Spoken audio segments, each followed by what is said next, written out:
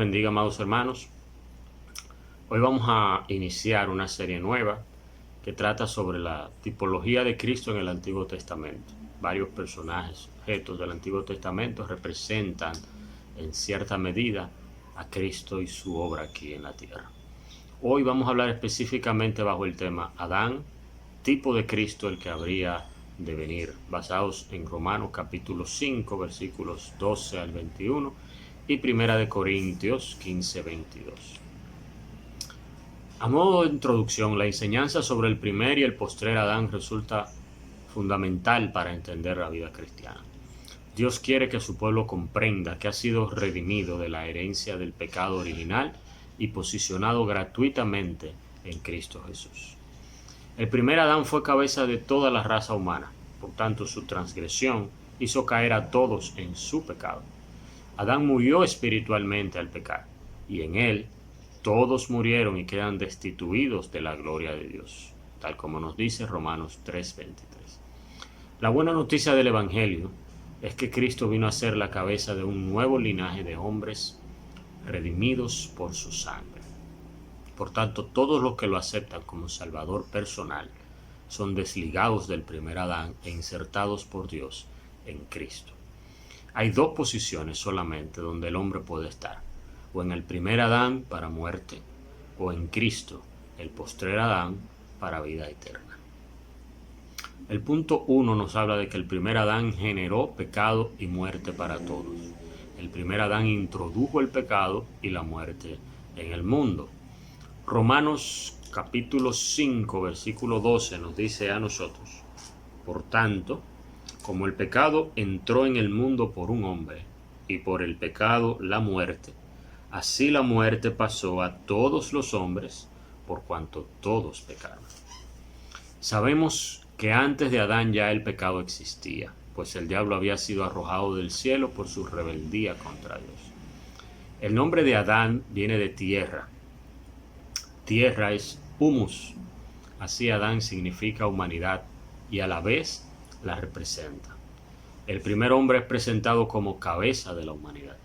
Por tanto, cuando él pecó, toda la humanidad pecó en él. A esto nosotros le llamamos imputación. Otro ejemplo que nos da la Escritura es que cuando nos habla de que Abraham le dio a Melquisedec los diezmos de todo, Pablo, usando esta analogía, nos explica que el sacerdocio de Melquisedec es aún mayor que el sacerdocio levítico, ya que Leví, que en ese momento no había nacido y se encontraba en las entrañas de Abraham, en Abraham le da también a Melquisedec los diezmos de todo. A través del pecado se introduce la muerte en el mundo. Esta no es parte del diseño de Dios en la creación. Nosotros no fuimos diseñados para morir. No fue Dios quien mató al hombre al pecar. Es el pecado que tiene carácter letal en sí mismo. Los hombres no son pecadores a partir del día en que cometen su primer acto de pecado. La expresión todos pecaron establece una identidad congénita del pecador. El punto B nos dice a nosotros que el hombre que no conoce la ley de Dios, aún así, muere debido al pecado. Los versículos 13 y 14 nos dicen a nosotros: antes de la ley ya había pecado en el mundo, pero donde no hay ley no se inculpa de pecado. No obstante, reinó la muerte desde Adán hasta Moisés, aún en los que no pecaron a la manera de la transgresión de Adán, el cual es figura del que había de venir. No fue a partir de la ley que el hombre vino a ser pecador, sino desde el que el primer Adán pecó. El primer propósito de la ley fue revelar al hombre la santidad de Dios, y el segundo, hacerle ver su propia pecaminosidad. Aun cuando el hombre no tenía la escritura para conocer mejor la pureza divina, estaba innatamente afectado por el pecado y recibió por ello horribles consecuencias. La Biblia nos muestra que la ley no fue dada para ayudar con el efecto del pecado, sino especialmente para hacer ver al pecador que su salvación no está en sí mismo. De hecho, antes de la ley, ya el pecado había hecho su efecto letal en los hombres. El pecado es tan venenoso que trajo a la muerte a reinar sobre los infractores, nosotros. La conducta del creyente al respecto debe ser resistir la tentación y huir del pecado.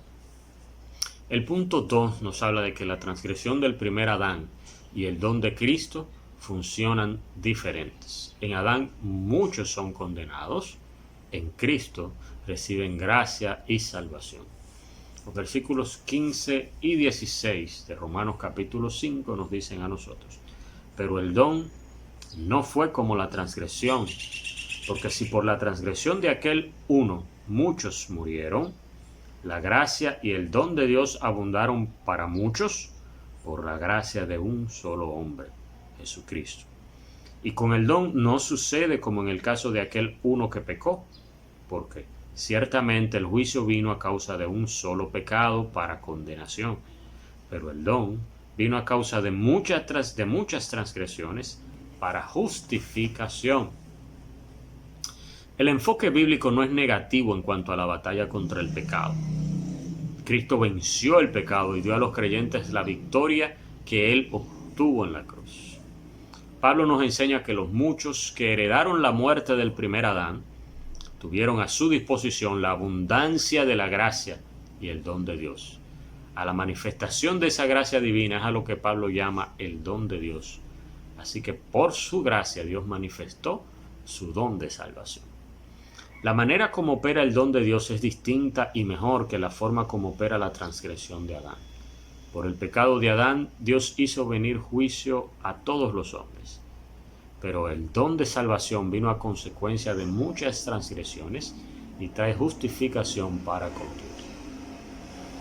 El punto B nos dice a nosotros que en Cristo el hombre recibe la gracia y el don de Dios para vida.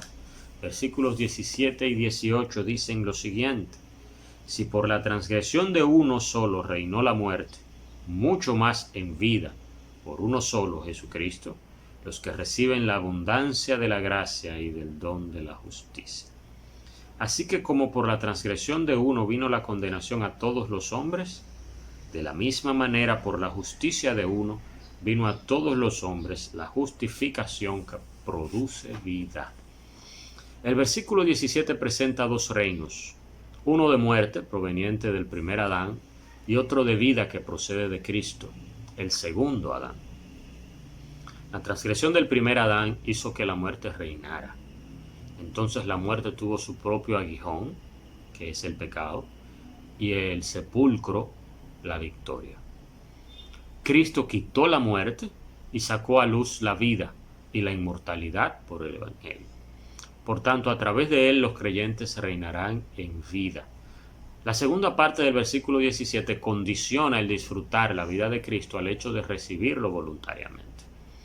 El versículo 18 nos enseña que por la transgresión de Adán vino la condenación a todos los hombres. Así comprendemos que todo hombre esté sentenciado por la justicia divina a causa de su pecado congénito heredado de Adán. La demanda de la justicia divina por el pecado es la muerte. Ahora, así como Adán trajo la culpabilidad sobre todos, Cristo, por su justicia, dio a todos los hombres la justificación de vida.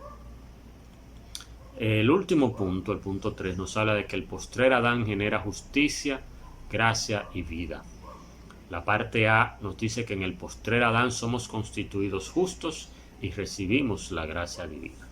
Los versículos 19 y 20 nos dicen: así como por la desobediencia de un hombre muchos fueron constituidos pecadores, así también por la obediencia de uno muchos serán constituidos justos. La ley, pues, se introdujo para que el pecado abundara, pero cuando el pecado abundó, sobreabundó la gracia. Comer del árbol de la ciencia del bien y del mal fue el primer acto de desobediencia revelado en las Escrituras. Adán obedeció a Eva y con ello desobedeció a Dios. Entonces todos los seres humanos fueron constituidos pecadores. Es un asunto de identidad. No existe ningún ser humano que por sí solo pueda revertir esta condición. En la segunda parte del versículo 19, Pablo hace un paralelo positivo para presentar la obediencia de Cristo y su recompensa. Pablo enseña que su obediencia humilde al Padre es la garantía para que los creyentes sean constituidos justos. La justicia atribuida a los creyentes está establecida de tal manera que nadie pueda acusar a quienes Dios mismo justifica. En el versículo 20 se nos dice que la ley se introdujo para que el pecado abundase.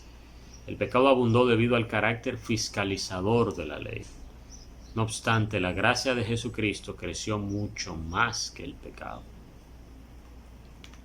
Y el último punto nos dice, la parte B, que en Cristo la gracia reina y el creyente es vivificado.